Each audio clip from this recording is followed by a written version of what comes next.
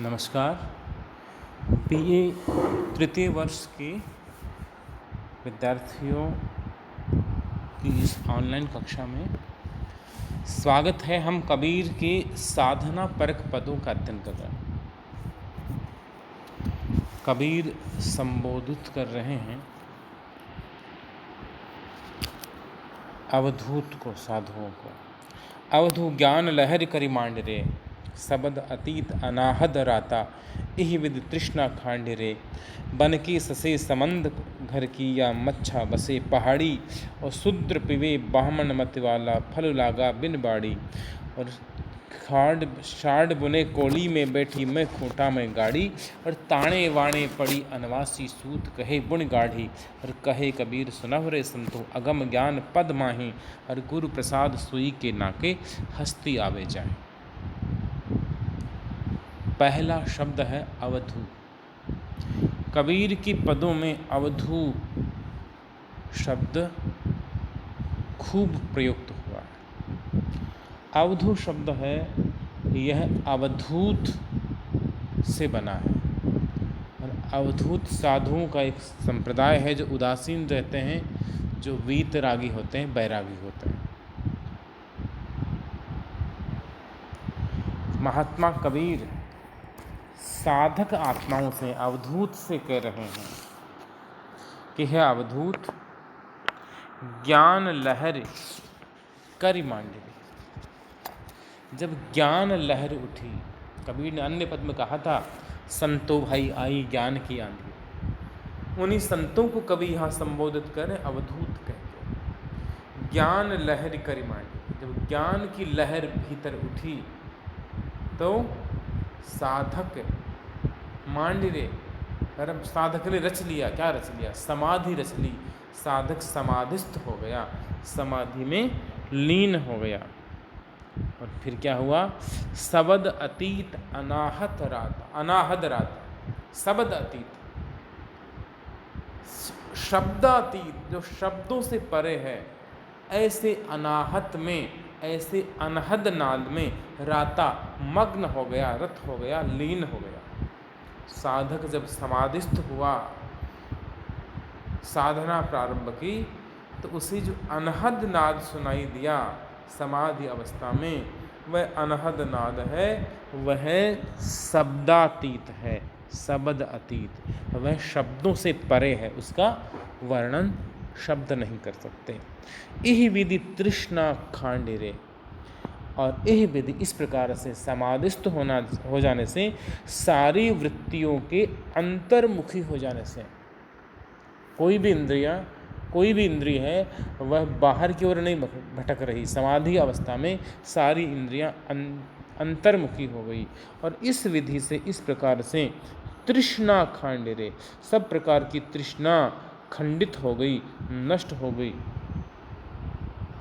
साधक ने जब अपनी सारी वृत्तियों को, इंद्रियों को वशीभूत किया, और साधक जब ज्ञान लहर के प्रभाव से समाधि अवस्था में पहुंचा, तो उसकी वृत्तियों के अंतर्मुखी हो जाने से उसकी साधना व्यवधान मुक्त हो गई, और वह अनहद नाद में रत हो गया, अनहद ध्वनि के आनंद में मग्न हो गया। और इसका फल क्या हुआ? बन के ससे समंद घर किया। बन के ससे, ससे यानी शशक, मतलब खरगोश। समद घर किया, वन के खरगोश ने समुद्र में घर बना लिया। वन का खरगोश वन को छोड़ के समुद्र में रहने लगा। और मच्छा बसे पहाड़ी, और मच्छा यानी मछली, मच्छी पहाड़ी पर रहने लग गई। ऐसा कैसे हो सकता है कि जो खरगोश ज़मीन पे रहता है, वन में रहता है, वह तो समुद्र में रहने लग गया, और मछली जो समुद्र में रहती है, पानी में रहती है, वह पहाड़ी पर रहने लग गई। ये उलटबासी है, ये कबीर का उल्टा वेद है, जहाँ शाब्दिक अर्थ तो कुछ और है और वास्तविक अर्थ कुछ और है। वास्तव में ये सारे साधना परक प्रतीक हैं। जब समाधिस्थ हो गया साधक, तो वन में बसने वाला खरगोश, ससे, वन क्या है? जीवन वन, जीवन रूपी वन में भटकने वाला जो खरगोश है, इसने समद घर किया, समुद्र में घर कर लिया। ये समुद्र क्या है? ये समुद्र है मूलाधार। मन है वह मूलाधार में, जहाँ से साधना आरंभ होती है। मैंने 6 चक्रों की चर्चा की थी, तो उस 6 चक्रों में जो मूलाधार चक्र है, इसमें मन एकाग्र हो गया और इसका प्रभाव ये हुआ कि धीरे धीरे साधक की साधना एक ऊंचे से ऊंचे उच्चतर सोपान पर चढ़ती गई और मच्छा बसे पहाड़ी। और जो कुंडलिनी रूपी जो मछली थी, वह शून्य शिखर या जो सहस्त्रसार कमल है, उस सहस्त्रसार रूपी पहाड़ी पर जाकर रहने लग गई। यानी कुंडलिनी है, उसका सहस्त्रसार चक्र में ब्रह्म से मिलन होगा। ये कुंडलिनी ही आत्म तत्व है जिसका परमात्म तत्व से संयोग हो गया। और वहाँ उस सहस्त्रसार चक्र में जो चंद्रमंडल है, जहाँ से अमृत झरता है, जो दिखाई नहीं देता किसी को, शुद्र पीवे ब्राह्मण मति वाला। शुद्र, सो द्रव, वह द्रव, वह अमृत, वह तरल पदार्थ द्रव, पीवे ब्राह्मण मत वाला। उस मत वाले ब्राह्मण ने वह द्रव पान करना प्रारंभ कर दिया। अब आप देखेंगे कि कबीर की कविता में ब्राह्मण वर्ग को ललकारा खूब गया है। और यहाँ कवि कह रहा है कि ब्राह्मण है, वो मतवाला ब्राह्मण है, वह द्रव पी रहा है, वह अमृत पी रहा है साधना।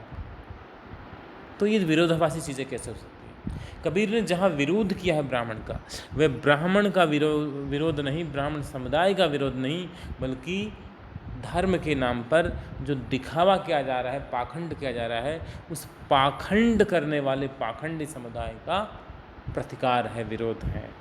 और यहाँ ब्राह्मण जो शाब्दिक अर्थ लिया है कि जो ब्रह्मवत हो, जो ब्रह्म के समान हो गया, वह ब्राह्मण। तो जो साधक है उसके लिए ब्राह्मण शब्द आया। शूद्र पिए ब्राह्मण मत वाला।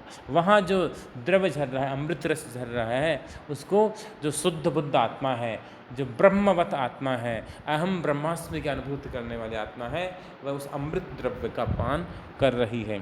और फल लागा बिन बाड़ी, और बिना बाड़ी के, बिना खेती के फल प्राप्त हो गया। अभिप्राय यह है कि साधक को बिना इधर उधर भटके, केवल स्वयं में केंद्रित, स्वकेंद्रित होकर, आत्म केंद्रित होकर साधना करने से उस परमात्मा की प्राप्ति रूपी फल प्राप्त हो गया। यही बिन बाड़ी के फल लगने का अभिप्राय है। और साड़ बुने कोली में बैठी, मैं खूंटा में गाड़ी। इस पद में जो कबीर जिस समुदाय से आते थे, जुलाहा परिवार से में पालित पोषित हुए, तो जो बुनकर समुदाय है, तो बुनकर व्यवसाय के बहुत सारे शब्द इस पद में आए। खाड बुने कोली में बैठी, कोली जुलाहिन है,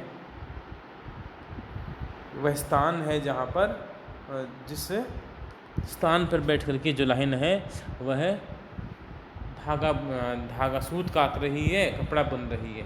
अब ये जो साड़ शब्द लिखा है, जिसका उच्चारण मध्यकाल में शैखा भी किया जाता रहा है, ये साड़ बुने, साड़ क्या है? थान, कपड़े का जो दीर्घ आकार है, जिसको लपेट करके समेट दिया जाता है, थान खूब सारा, उसमें से काट के फिर माप के अनुसार बेच दिया जाता है, वो थान। साड़ का अर्थ है खान। साड़ बुने कोली में बैठे, उस कोली में, उस आवास में बैठ करके जुलाहिन, आत्मा रूपी जुलाहिन, जुलाहिन कौन है? आत्मा है, आत्मा रूपी जुलाहिन है, ये कर्म रूपी धागा बुन रही है। और मैं खूंटा में गाड़ी, जब धागा बुना जाता है, कपड़े बुने जाते हैं, तो कुछ खूंटियाँ, लकड़ी की खूंटियाँ गाड़ दी जाती हैं, उनसे धागे आदि बांध दिए जाते हैं ताकि वो परस्पर उलझे नहीं।